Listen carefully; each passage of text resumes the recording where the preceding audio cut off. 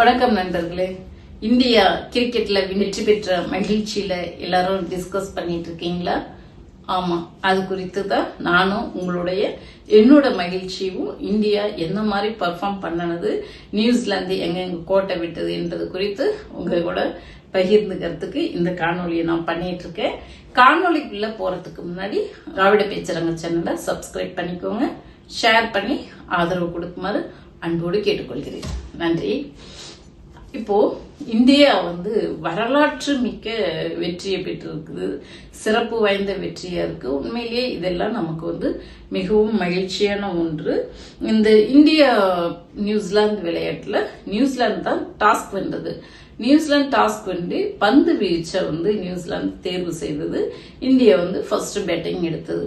India first batting எடுத்து அதுல Samsung ஆட்டத்தை துவக்கி வச்சு சிறப்பானது ஒரு பங்களிப்பை சாம்சங் கொடுத்திருக்காரு. 46 பால் பிடிச்சி 81 ரன் எடுத்து இந்த மேட்ச் வெற்றி பெறுவதற்கு அவர் மிகவும் உறுதுணையாக இருந்திருக்காரு. இந்த மேட்ச்ல மட்டும் இல்ல, அவர் 3-4 மேட்சிலேயே அவர் தான் அதிக ரன்களை எடுத்து அந்த மேட்ச் வெற்றி பெறுவதற்கு உறுதுணையாக இருந்திருக்காரு. அதே போலத்தான் சர்மாவும் 21 பால் பிடிச்சு 52 ரன் எடுத்திருக்காரு. இஷான் 25 பால் பிடிச்சு 54 ரன் எடுத்திருக்காரு. அதே போல ஹர்திக் பாண்டே 13 பால் பிடிச்சு 18 ரன் எடுத்திருக்காரு. இப்படி இந்தியாவில் எல்லாருமே நல்லதொரு சிறப்பான ஆட்டத்தை கொடுத்து மொத்தம் 255 ரன்னுக்கு 5 விக்கெட் இழப்புக்கு 255 ரன் எடுத்து 20 ஓவருக்கு ஆட்டத்தை முடிச்சிட்டாங்க. 256 ரன்னை நியூசிலாந்துக்கு இலக்காக வச்சு ஆட்டத்தை துவங்கினாங்க. ஆனா நியூசிலாந்து நம்ம எதிர்பார்த்த மாதிரி அவங்க சிறப்பான ஆட்டத்தை கொடுக்கல. ஏன்னா நியூசிலாந்து 3வது ஓவர்லயே ஃபர்ஸ்ட் விக்கெட்டை இழந்துருச்சு. 31 ரன்னுக்கு ஃபர்ஸ்ட் விக்கெட் இழந்துருச்சு. அடுத்த ஓவர்ல 4வது ஓவர்ல அடுத்த விக்கெட் இழந்துருச்சு.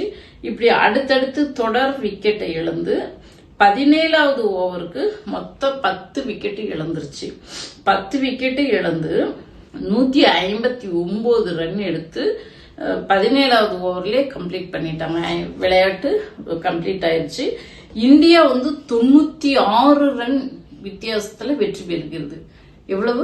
96 ரன் வித்தியாசத்துல. அதனாலதான் சொன்னேன் இந்தியா அபார வெற்றி பெற்றுருச்சு என்று சொல்லி சொன்னேன். அபார வெற்றி, அது வரலாற்று மிக்க வெற்றி. ஏன்னா சொந்த ஊர்ல இது வரைக்கும் எந்த நாடும் வெற்றி பெற்றதுல. இப்ப இந்தியாவில் அகமதாபாத்ல விளையாண்டுட்டு இருக்காங்க.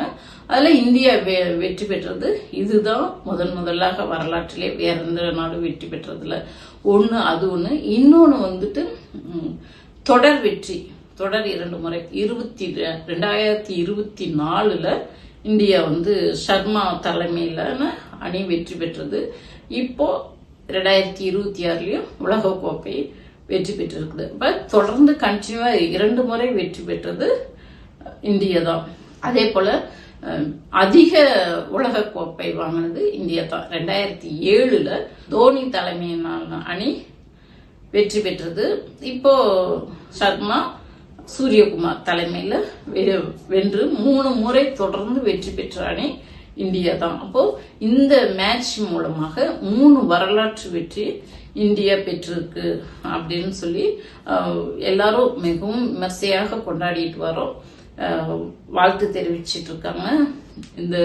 இந்த வெற்றி போன மேட்ச் கூட இந்தியாவுக்கும் இங்கிலாந்துக்கும் நடந்தது. அது கூட ரொம்ப பரபரப்பா இருந்தது. இங்கிலாந்து கூட விளையாடும் போது நுனி சீட்ல உட்காந்துட்டு ஐயோ இந்தியா ஜெயிக்குமா இங்கிலாந்து வெற்றி பெற மாதிரி இருக்கு அப்படின்ட்டு நுனி சீட்ல உட்காந்துட்டு பாத்துட்டு இருந்தோம். ஆனா இந்த மேட்ச் ஒரு சப்பு சிப்புன்னு, ஊறுகாய் இல்ல, உப்பு இல்ல, உரப்பு இல்ல அப்படின்ற மாதிரி சப்பு சிப்புன்னு முடிஞ்சிருச்சு. எனக்கு நியூசிலாந்து தொடர்ந்து பேட்டிங்லும் சரியா விளையாடல, பேட்டிங்கும் ஃபீல்டிங்கும் சரியா அவங்க செயல்படாததுனால ஆட்டம் சீக்கிரமா 8-7 ஓவருக்குள்ள இந்தியா தான் வின் பண்ணும் அப்படின்னு ரசிகர்கள்லாம் கணிக்கக்கூடிய சூழ்நிலையை நியூசிலாந்து உருவாக்கிடுச்சு. அப்படி ஒரு மோசமான விளையாட்டை நியூசிலாந்து இன்னைக்கு கொடுத்துருக்கு. ஏறக்குறைய இது ஃபைனல் மாதிரியே தெரியல. ஏன்னா இந்த விளையாட்டு உலகக்கோப்பை விளையாட்டுல 20 நாடுகள் பங்கேற்று